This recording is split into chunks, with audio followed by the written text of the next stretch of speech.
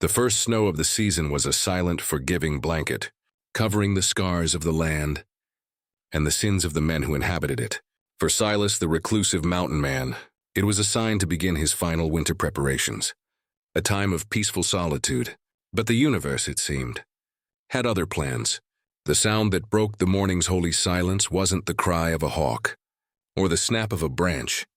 It was the raw, ugly sound of drunken laughter, followed by a sound that made his blood run cold. The hollow, metallic clink of a chain. He moved through the frosted pines, a ghost in his own domain, until he reached the ridge overlooking the dirt track that passed for a road this deep in the wilderness. Below, a scene of such casual brutality unfolded that his hand tightened around the stock of his rifle. 3 men, their faces flushed with liquor and cruelty, stood around a fourth figure. A young woman, couldn't have been more than 20, was tethered to a wagon wheel by a rusted iron collar around her neck. Her clothes were thin rags, her feet bare and blue with cold on the frozen ground. But it was her eyes that would haunt Silas forever. They weren't pleading. They were empty, hollowed out, as if the soul behind them had already been sold and shipped away. "Worthless thing," slurred one of the men. "A brutish fellow with a broken nose. Can't even cook a decent stew. Ain't worth the food she eats." He kicked a bottle of cheap whiskey at his feet. "But at least we got something for her." The man who seemed to be the leader, a snake-thin character with dead eyes, laughed. "A fair trade. One useless mouth to feed. For a bottle of good whiskey." The third man, younger and dumber, just grinned, the words carved into Silas's soul. Sold for a bottle of whiskey. He had chosen this life of isolation to escape the vileness of men, to find a purity in the mountains that society lacked. And here it was, that very vileness festering on his doorstep, every fiber of his being, every rule he had set for his solitary existence, screamed at him to turn around, to walk away. This was not his fight. These men were dangerous, connected. To interfere was to invite a world of trouble into his carefully constructed peace. The leader grabbed the chain and yanked, making the girl stumble. "Come on then. Your new owner awaits." The emptiness in her eyes didn't change. She had accepted her fate. That was the moment Silas's dilemma crystallized. He could retreat into his mountains, into his silence, and let this atrocity happen. He would be safe. His life would remain undisturbed, or he could step out of the shadows and shatter his own world for the sake of a soul that had already been written off as worthless. His finger hovered near the trigger of his rifle. A clean shot could end this, but that was the old Silas, the man he had left behind in a different life, a life of violence he had sworn to forget. There had to be another way, a price. Everything had a price. He took a deep breath, the cold air burning his lungs, and stepped out from the cover of the pines, his long coat sweeping the fresh snow. He didn't raise his rifle. He held it loosely, but his presence was a weapon in itself. 6 feet 4 inches of hardened muscle and quiet menace. He was a figure out of a myth, suddenly made real. The drunken laughter died in their throats. The 3 men froze, their hands instinctively moving toward their own weapons. "The girl," Silas said, his voice a low rumble, like stones grinding deep in the earth. It was the first word he'd spoken to another human in over a month. The snake-thin leader recovered first, puffing out his chest. "She's our property, bought and paid for." "You mind your own business, old man." Silas's eyes, the color of winter granite, didn't waver. "I am. You are on my mountain. That makes her my business." He gestured with his chin toward the girl, who was now watching him. A faint, terrifying flicker of something, not hope, but awareness in the depths of her hollow eyes. "I am making you an offer." "A trade?" the brutish man scoffed. "We already traded for her." "A full bottle of whiskey." Silas let the contempt he felt show in his expression. "Then you got a poor deal." He shifted his gaze back to the leader. "I will give you a better one." He reached slowly into the deep pocket of his coat, his movements deliberate and calm. The men watched, tense and confused. He pulled out a small, heavy leather pouch and tossed it at the leader's feet. It landed with a solid, promising thud. The leader, suspicious, knelt and opened it. His eyes widened. Inside were a dozen raw gold nuggets, each the size of a man's thumbnail. glinting in the weak winter sun. It was a fortune. Enough to buy 100 bottles of whiskey. Enough to buy a small plot of land. What is this? The leader stammered, his bravado evaporating. A trade, Silas repeated. The gold for the girl. And the chain. The three men looked at each other. Greed warring with pride. The brute looked ready to argue, but the leader was already calculating. This strange, wild man was offering them a king's ransom for a piece of worthless property. It was insanity. It was the best luck they'd ever had. Take it, the younger one whispered, his eyes glued to the gold. The leader stood up, clutching the pouch. He looked from the gold to the girl, then to Silas's impassive face. He saw no bluff there, only a cold, absolute certainty. The chain, too, Silas reminded him, his voice dropping a dangerous octave. With a swift, nervous movement, the leader fumbled with a key and unlocked the iron collar. It fell to the ground with a heavy clank. The girl didn't move, just brought a hand up to her raw, chafed neck. The deal is done, the leader said. Backing away, she's your problem now. The three of them scrambled onto their wagon, snatching the bottle of whiskey, and whipped the horses into a frantic retreat down the trail. Leaving a cloud of snow and shame in their wake, Silas was alone with the girl. The silence returned, but it was different now. It was charged, fragile. She stood shivering violently, her arms wrapped around herself, staring at the man who had just purchased her life for a handful of gold. The emptiness in her eyes was now mixed with a bottomless, terrified confusion. Silas approached her slowly. As he would a wounded animal, he stopped a few feet away, his own heart a conflicted drum in his chest. He had just traded his own carefully guarded safety, his precious solitude, for a world of trouble. What had he done? He looked at her, truly looked at her, beneath the dirt and the despair. She was painfully young, and now she was his responsibility. Come, he said, his voice softer now, but still firm. You'll freeze to death out here. He turned and started walking back toward the path that led to his cabin, not looking back to see if she followed. He knew she would. She had nowhere else to go. After a moment's hesitation, he heard the faint crunching sound of her bare feet in the snow, following him into the unknown. The path to Silas's cabin was a narrow, winding thread, through a skeletal forest of aspens and pines, a route known only to the wildlife. And him, today, he was acutely aware of the fragile sound behind him, the faint, irregular crunch of bare feet on frozen ground, punctuated by shivers so violent he could hear her teeth chatter. He did not look back. To turn and look would be to acknowledge the monumental shift that had just occurred in his existence. And his mind was still reeling from the impact. He had traded his gold, his silence, and his safety for a pair of hollow eyes. The weight of the decision settled on him with each step, heavier than any pack he had ever carried. He had chosen this life of isolation for a reason. A decade ago, he had been a different man.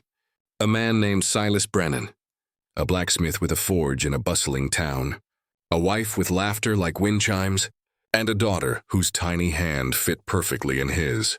But cholera was a thief that asked no permission, and it had taken everything. Leaving him with ashes and silence, the world of men became a distorted echo of his loss, a place of empty condolences and hollow piety. He saw the same corruption lurking behind pious faces, the same greed that had just traded a human soul for a bottle of whiskey. So he walked away. He became simply Silas, and the mountains became his cathedral, his penance, and his refuge. Their rules were clean, honest. A failed hunt meant hunger. A poorly built shelter meant freezing. There was no betrayal, only consequence. Until today, he had shattered his own peace, invited the world's poison back into his sanctuary, all for a girl whose eyes mirrored the emptiness he'd been running from. Behind him, the girl stumbled, a soft cry of pain escaping her lips as her frozen foot struck a hidden rock.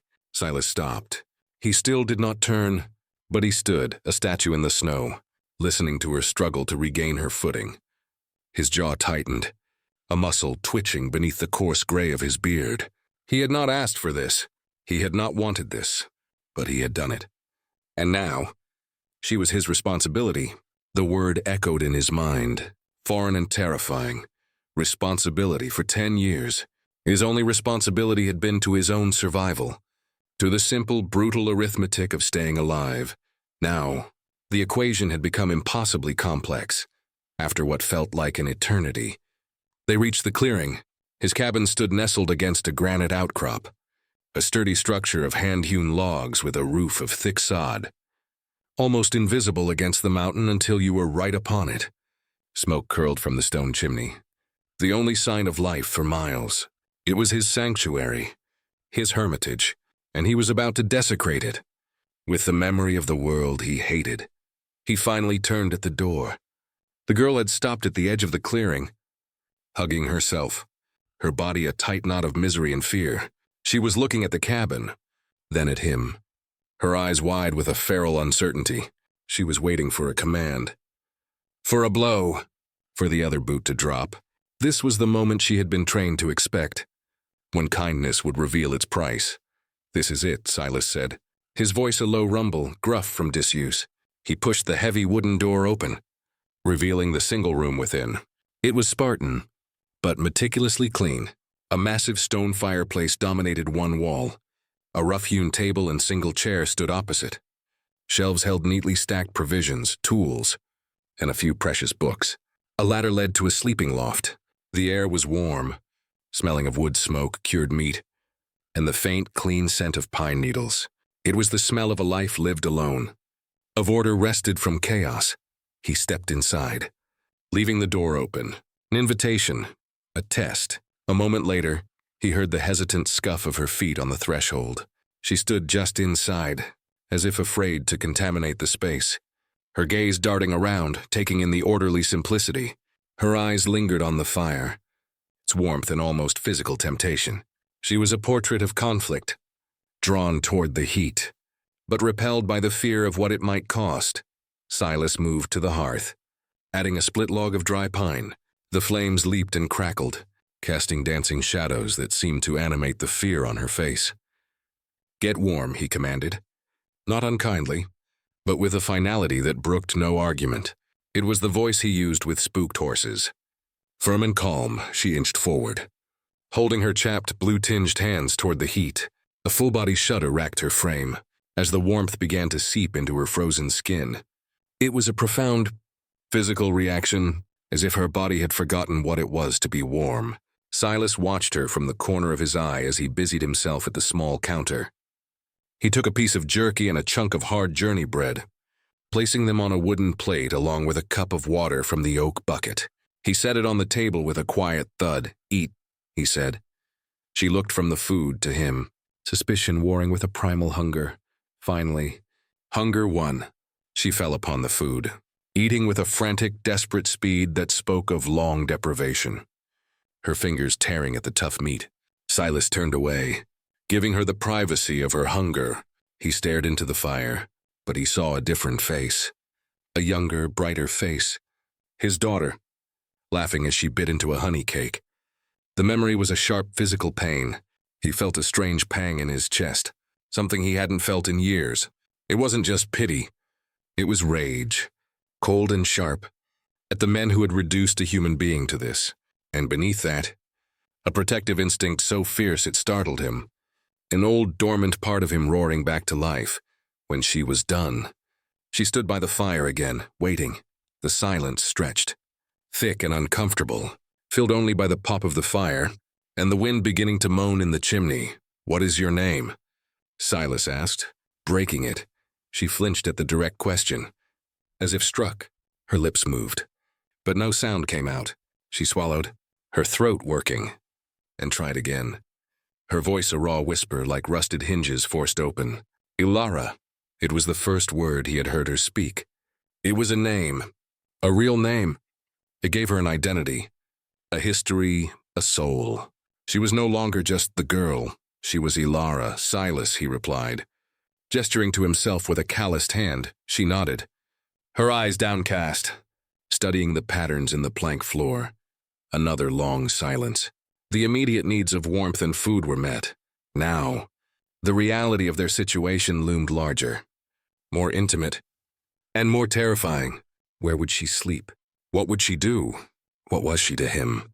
The unasked questions hung in the air between them. "The loft," he said, pointing to the ladder. "You can sleep there. There are blankets, furs, it's warm." She looked at the ladder, then back at him, a fresh wave of fear in her eyes. He understood with a sickening clarity. She expected him to follow her. She expected that the price of her salvation, like everything else in her life, would be paid in the same coin as her damnation. "It's yours," he said, his voice firm, leaving no room for misunderstanding or negotiation. "I sleep down here, by the fire." The relief that washed over her was so palpable. It was like a physical force in the room. The tension in her shoulders eased a fraction, and she released a breath she seemed to have been holding for days. She believed him. It was the first fragile thread of trust, spun from the simple act of giving her a space of her own. The first few days passed in a silent, cautious dance.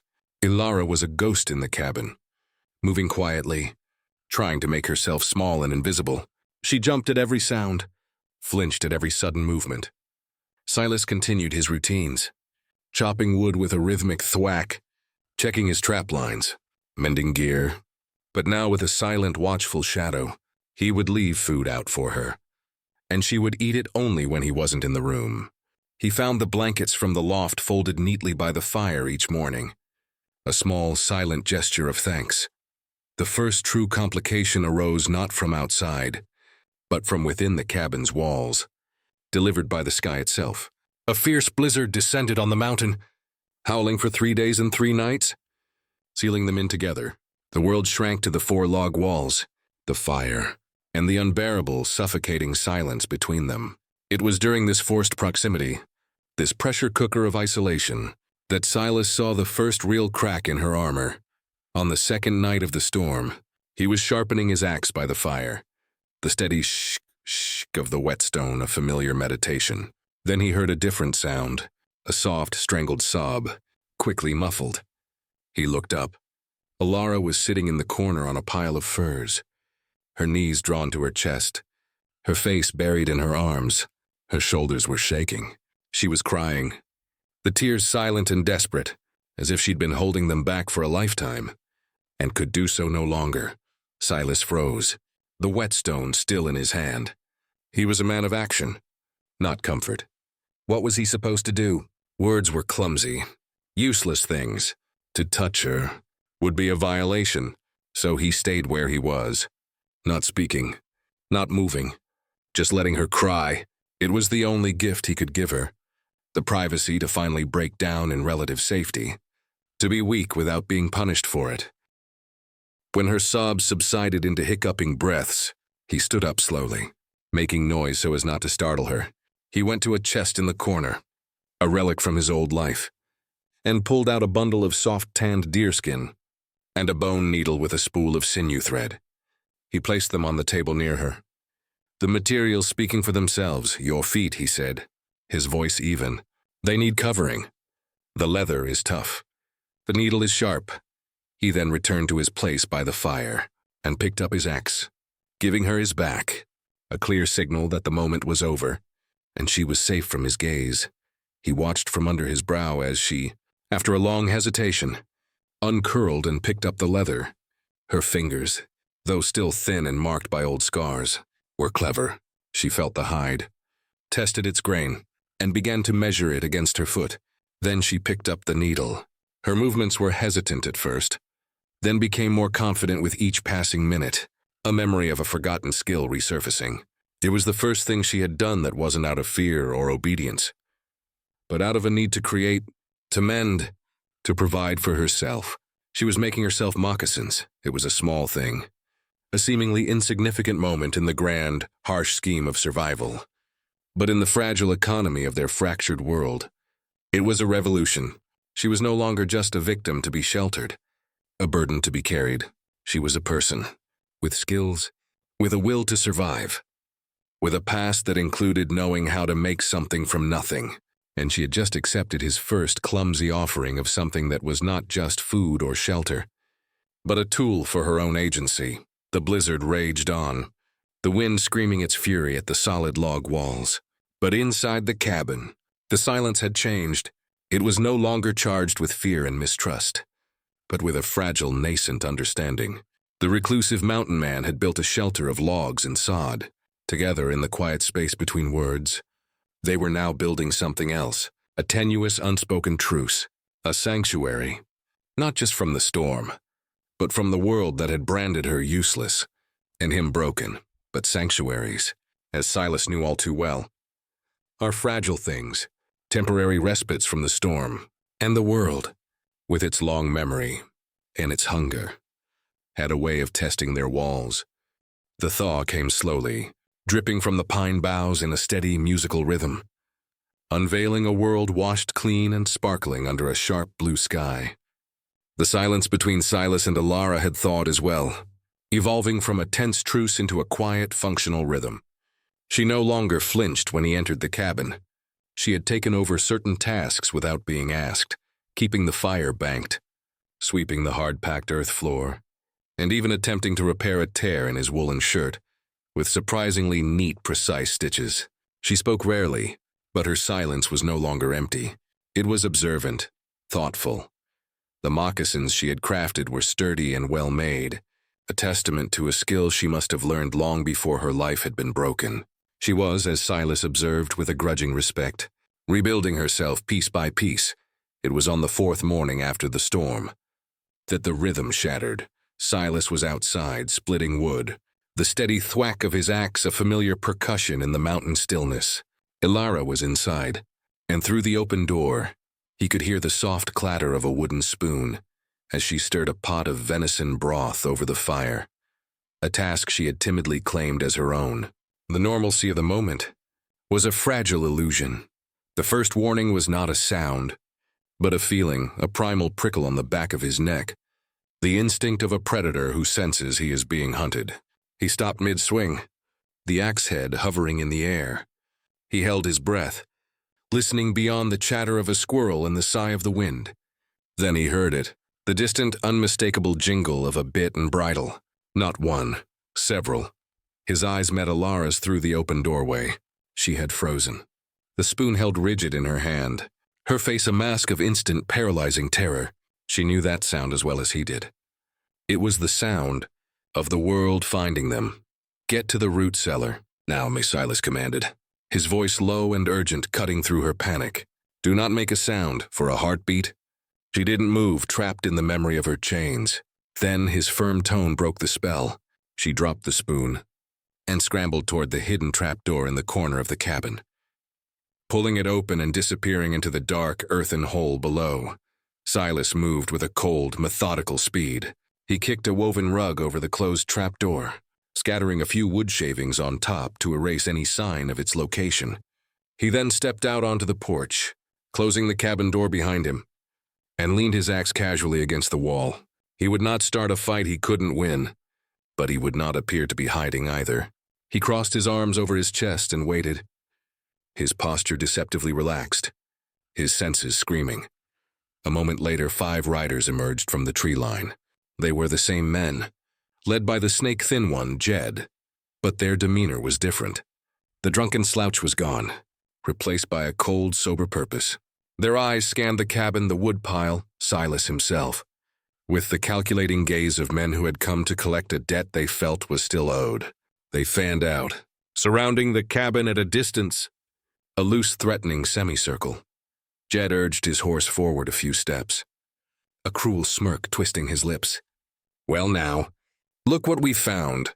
The mountain man's love nest." Silas said nothing. His silence was a wall. "We've been doing some thinking," Jed continued, his voice dripping with false camaraderie. "That gold you gave us," it was a mighty generous price for a used-up bit of goods, "got us to wondering. Maybe you knew something we didn't. Maybe she's got hidden talents." His leer was obscene. "Or maybe you're just soft in the head. Either way, we decided we want her back. A deal's a deal, but we've had a change of heart."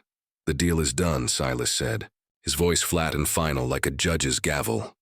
"See, that's where you're wrong," Jed said, his smirk vanishing. "A man can't just go around upsetting the natural order. You buying her? It complicates things. Makes other property. Get ideas. We can't have that. So we're here to uncomplicate it. You hand her over. We ride away. Simple." She's not here, Silas lied, his face a mask of granite. Jed laughed, a dry, humorless sound. Don't insult me. We saw the smoke. We saw your tracks. She's here. He gestured to the cabin with his chin. We can do this the easy way, or we can do it the hard way. My boy's here. He thumbed at the brutish man who was grinning and tapping a coiled whip against his saddle. They kinda prefer the hard way. Silas's mind raced. 5 against 1. They were armed with pistols and knives. He had his axe, a rifle inside the cabin, and the element of surprise if Alara remained hidden. But a firefight would be a death sentence. He had to outthink them, not outshoot them. He had to appeal to the only thing men like this understood: leverage. You're making a mistake, Silas said, not moving a muscle. I paid you in gold. More than she was worth by your own accounting.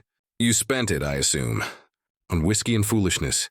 Now you come back thinking you can double your money by intimidating me. He finally uncrossed his arms, letting his hands hang loosely at his sides, ready. You think a man who lives out here alone is a man who frightens easily? You think I don't have contingencies?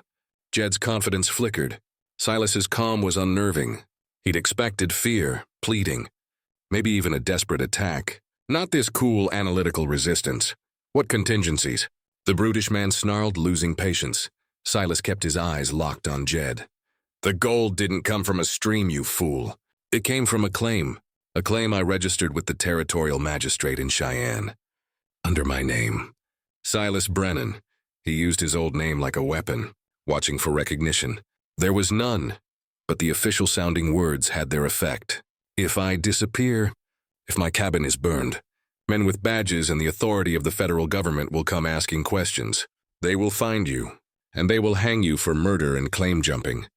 It was a bluff. A magnificent, desperate bluff. He had no registered claim. He'd panned that gold from a secret creek over years. But these men were ignorant of the law. Driven by greed and superstition, the mention of a magistrate, of federal authority, planted a seed of doubt. You're lying, Jed said. But his voice had lost its certainty. Am I? Silas took a slow step forward, his presence expanding, filling the clearing. Risk it, test me. But know this, if you so much as lay a hand on that door, the last thing you'll hear won't be my rifle. It will be the sound of your own stupidity. Echoing all the way to a gallows, the standoff stretched, tense and brittle. The riders looked to Jed, their bravado visibly deflating. The mountain man wasn't acting like prey. He was acting like a trap they had willingly walked into, inside the root cellar, buried in darkness and the scent of damp earth and stored potatoes. Alara heard every word, pressed against the cold dirt wall. She listened to Silas's voice, not raised in anger, but low and steady, a force of nature holding 5 armed men at bay. For her, the terror was still there, a cold knot in her stomach. But it was now mixed with something else, something fierce and blazing. It was the first time in her entire remembered life that anyone had stood for her. Not as property, not as a burden, but as a person worth defending. The word he had used echoed in the dark. Wife. He hadn't called her that to them. But the meaning was the same. He had claimed her as his own, not to own her, but to protect her. And in that moment, the hollow girl sold for whiskey was gone forever. In her place was a woman, filled with a burning, protective rage of her own. She felt around in the pitch black, until her fingers closed around the cool, smooth handle of a hatchet Silas kept down there for splitting kindling. She hefted its weight. It was not much, but it was something. Outside, Jed was crumbling. The bluff was working. The risk was too great. This isn't over, he spat, his face a contortion of fury and frustration. We'll be watching. Man can't watch his back forever. He can if he has nothing to lose, Silas replied, his voice dropping to a near whisper. That was more threatening than any shout. And you've just reminded me. That I do, with a final venomous glare. Jed yanked his horse's reins, turning it around. Let's go, he barked at his men. They followed, casting nervous glances back at the solitary, unyielding figure on the porch. Silas stood motionless, until the last sound of their horses faded into the forest. Only then did he let out a long, slow breath, the tension draining from his shoulders. He had won the first battle, but Jed was right. It wasn't over. They would be back. And next time, They wouldn't be so easily bluffed. He walked to the cabin and pulled open the trapdoor. "Ilara, they're gone." She emerged slowly, blinking in the light, the hatchet still gripped tightly in her hand. Her eyes were no longer hollow with fear. They were sharp, clear, and burning with a fire he had never seen in them before. She looked from the hatchet in her hand to Silas, and then to the tree line where the men had disappeared. "They will come back," she said. And it wasn't a question. It was a cold, hard statement of fact. "Yes," Silas agreed. She nodded. Her jaw set. "Then we will be ready." The words were simple, but their meaning was profound. It was no longer he. It was we. The confrontation had not just driven off their attackers.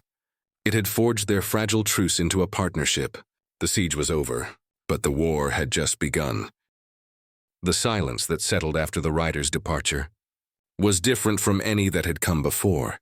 It was not peaceful, but charged, like the air before a lightning strike.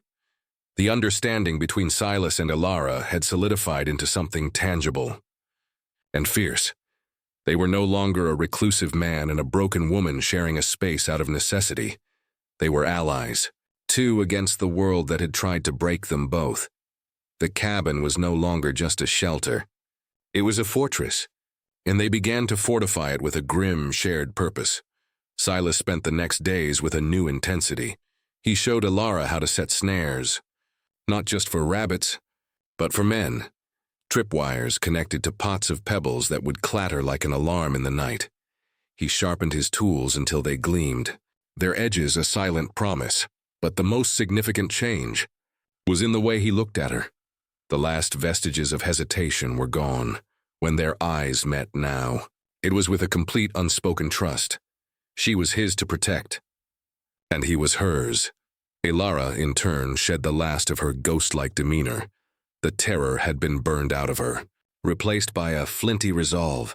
She learned quickly, her movements sure and silent as she helped him cache supplies in the woods. A hidden barrel of water, a burlap sack of journey bread and jerky wrapped in oilcloth, a second rifle and ammunition.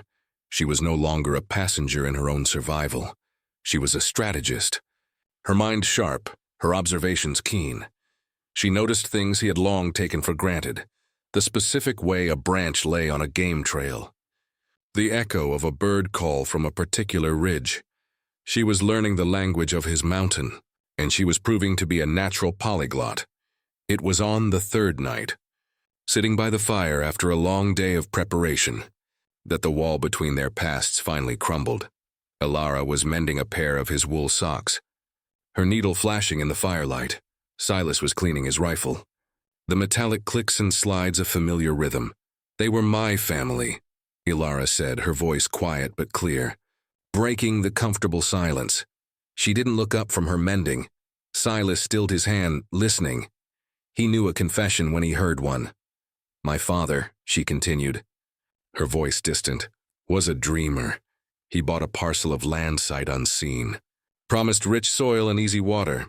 It was dust and rock. He died of shame and a fever within a year. My mother, she lasted another winter. Then it was just me." She paused, her needle hovering. "Jed and his brother, they ran the general store in the nearest settlement. They offered credit, food, seed, tools. I was 16. And alone. I didn't understand the numbers, the interest. The debt became a monster. It grew faster than any crop ever could."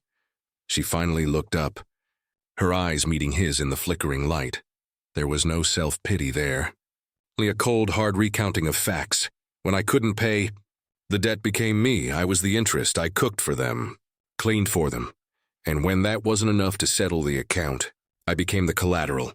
The day you found me, Jed's brother had gotten drunk and decided he wanted to collect in a different way. I fought him. He hit me.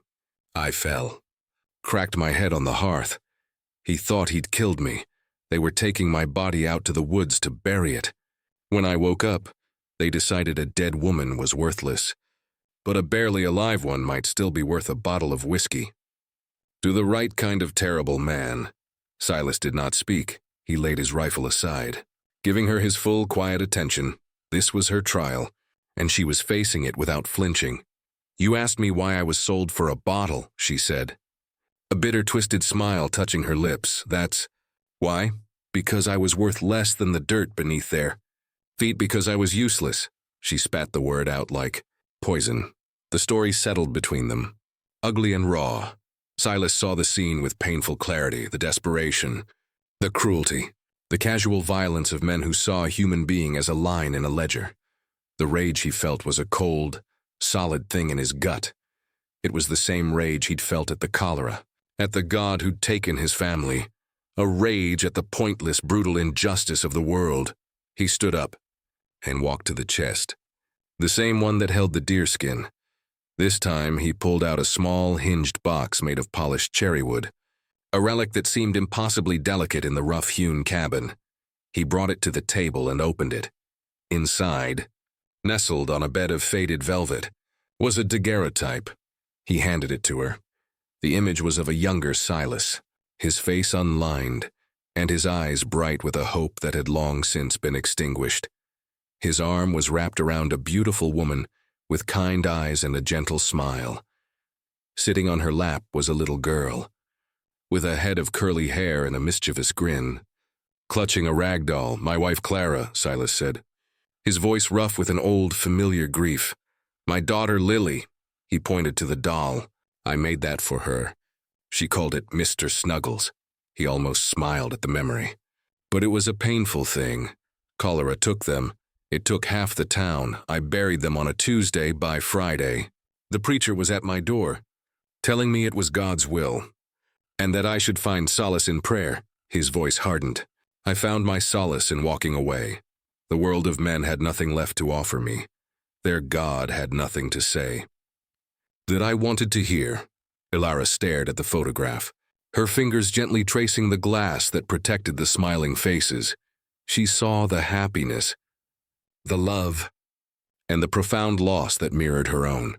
They were not the same, their stories, but they were parallel lines of grief and abandonment. He had lost everything to disease. She had lost everything to the greed of men. Both had been left with nothing but the will to endure.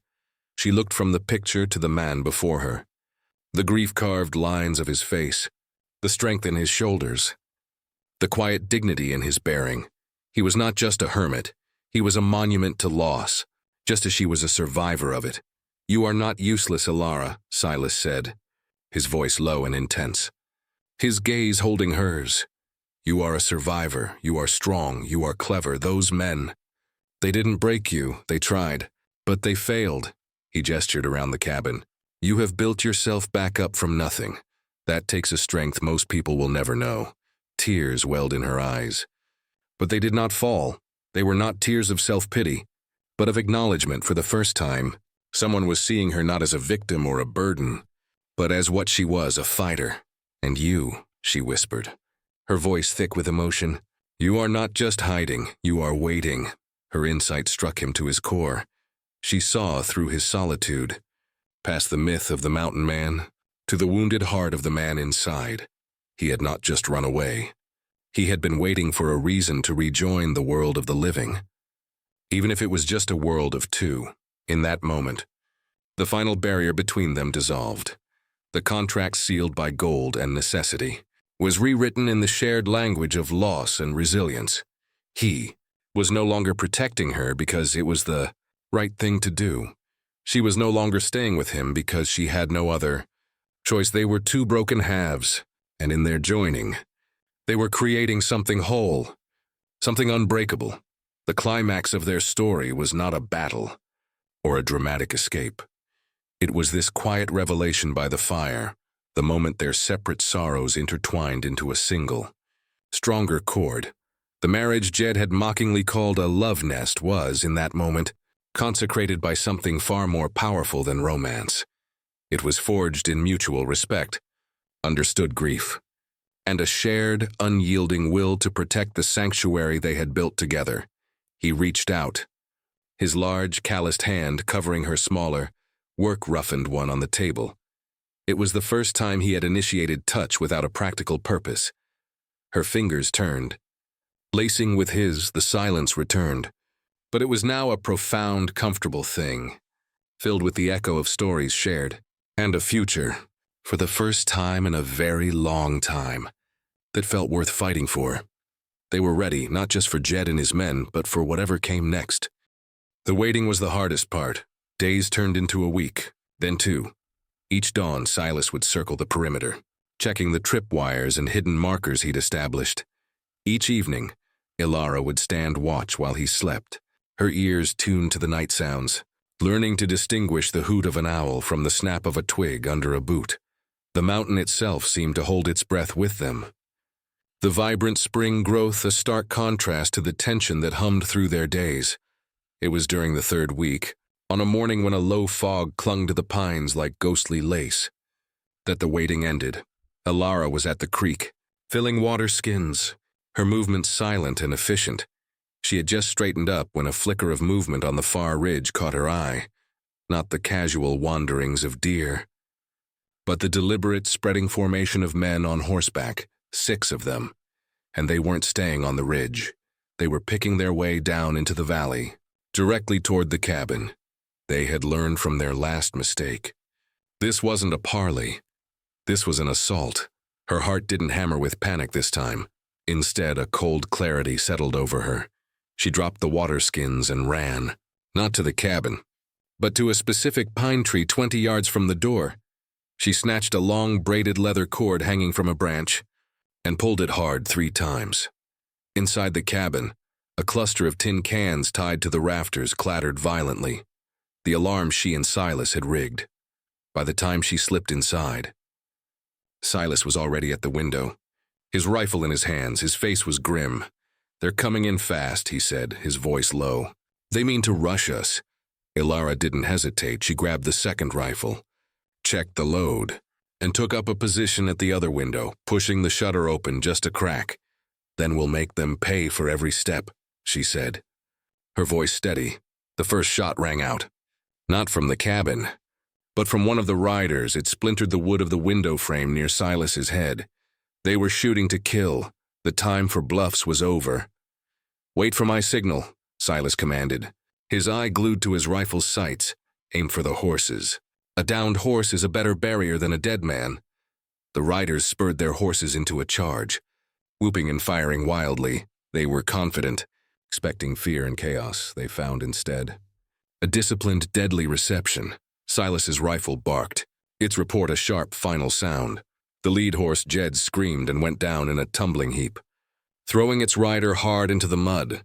Ilara took a deep breath, let it out slowly, and squeezed her trigger. Her shot went wide, kicking up dirt, but it made another rider swerve violently, his own shot going harmlessly into the sky.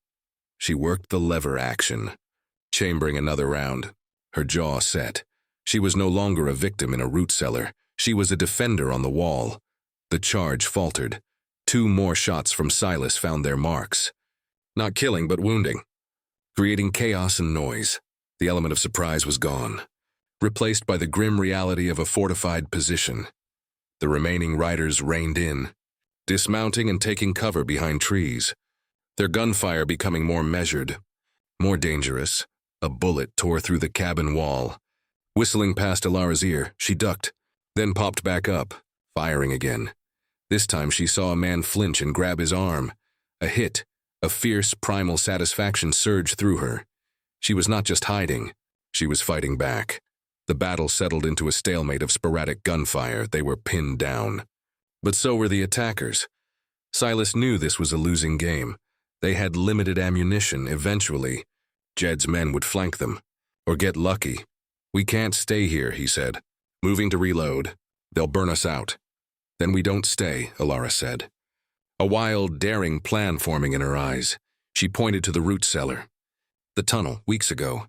Silas had shown her an old collapsed animal den he'd partially excavated behind the cabin as a last resort escape route. It was narrow, muddy, and led to a thicket of blackberry bushes 50 yards away. It was a desperate gamble. Silas nodded.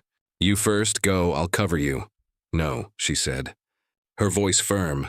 "We go together. They'll rush the second they realize the shooting has stopped. We have to make them think we're still here." She grabbed a long stick and propped her rifle on the windowsill, the barrel pointing out. Then she took a spare coat and hung it on the stick, creating a shadowy man-shaped silhouette. It was a child's trick, but in the haze of gunpowder and distance, might buy them 10 seconds. Silas didn't argue. He saw the wisdom in her plan. He created a similar decoy at his window. Then, together, they moved to the trapdoor and dropped into the cool darkness of the root cellar. They didn't bother to close it behind them. Speed was everything now. Crawling on hands and knees through the narrow, earth-walled tunnel was a claustrophobic nightmare. Dirt rained down on them, and the sound of their own breathing was deafening. Behind them, they could still hear the occasional shot hitting the cabin. Then, a shout. "They've gone to ground! Smoke 'em out!" They burst from the tunnel's exit, scrambling out from the thorny cover of the blackberry thicket, their clothes torn, their faces smeared with mud. They were behind the attackers now. The cabin stood between them and Jed's men, who were focused on the building. Preparing to rush it, Silas and Alara looked at each other, a silent understanding passing between them. This was their moment, their one chance. "On 3, Silas whispered, raising his rifle. "We hit them from behind." "Shoot to kill," Alara nodded. Her face pale but determined, she raised her rifle. 1, 2, 3! They stepped out from the thicket and fired almost in unison. 2 of Jed's men, who had been advancing on the cabin, fell. The remaining 3 spun around, their faces masks of shock and confusion. The firefight they had expected was now coming from the wrong direction. Chaos erupted. Silas and Alara used the element of surprise for all it was. Worth firing, reloading, and moving. They were no longer defenders in a box. They were hunters in their own element. Jed, his arm bleeding from his fall, tried to rally his men, but the fight had gone out of them, seeing 2 of their own down, and being attacked from an unexpected angle. Broke their nerve. "It's a trap. Let's go," one of them yelled. Turning and running for the horses, the others followed. A disorganized retreat, Jed left alone, fired one last wild shot in their direction before turning to flee. Silas raised his rifle, the sights lining up on Jed's retreating back. He had the shot. He could end the threat forever. His finger tightened on the trigger, then relaxed. He lowered the rifle. Alara looked at him, a question in her eyes. "He's beaten," Silas said, his voice tired. "Let the mountain have him. If it doesn't, the law will. We have the truth on our side now." They stood there, surrounded by the acrid smell of gunpowder, watching as the last of their tormentors disappeared into the trees. The only sounds were the moans of the wounded men and the crackle of the cabin, where a stray bullet had likely started a small fire in the roof. It was over. They tended to the wounded men as best they could, binding their wounds before Silas, on the one horse the attackers had left behind, rode to the nearest settlement to fetch the territorial marshal. This time, he did not hide. He walked into the marshal's office and told his story. He told them about Alara, about the debt slavery, about the attacks. He showed them the gold nuggets. Proof of his story. He was no longer a ghost. He was a man claiming his rights, and the rights of the woman he protected. The law, low but eventually sure, arrived. The wounded men facing prison turned on Jed, who was captured trying to flee the territory. The story of the useless girl sold for whiskey, and the reclusive mountain man who defended her, became a legend, a stark tale of justice in a lawless land. But for Silas and Alara, the true resolution was not in the courtroom. It was in the ashes of the old cabin and the new one they built together, slightly higher up the mountain, with a better view and stronger walls. It was in the small vegetable garden Alara planted, and in the new legal deed to the land that bore both their names. Silas and Alara Brennan. He had given her his name, not out of obligation, but as a promise. The seasons turned one evening, a year after the siege. Silas returned from checking his traps to find Alara not at the stove, but standing on the porch, her hand resting on her slightly rounded belly, a soft, wondrous smile on her face as she watched the sun set. He didn't need to ask. He saw the truth in her eyes, in the new light that seemed to emanate from her. He walked to her and placed his hand over hers. The silence between them was no longer filled with grief. but with a future. The mountain that had been his refuge for solitude had become their sanctuary for a family. The man who had run from the world had built a new one. Right there in the wilderness, the world will try to put a price on your soul, to brand you by your past and your pain. But your true worth is not in what you've lost, nor in what others take from you. It is in the strength you find to rebuild, the courage to trust again, and the love you choose to build from the ashes. The greatest victories are not won by destroying what threatens us, but by building what it tried to destroy. If this story of resilience and redemption moved you, let us know in the comments what you would have done in Silas's place. And for another unforgettable tale of courage against impossible odds, click the video on your screen now. Don't forget to subscribe and hit the notification bell. Your support helps us keep bringing these powerful stories to life.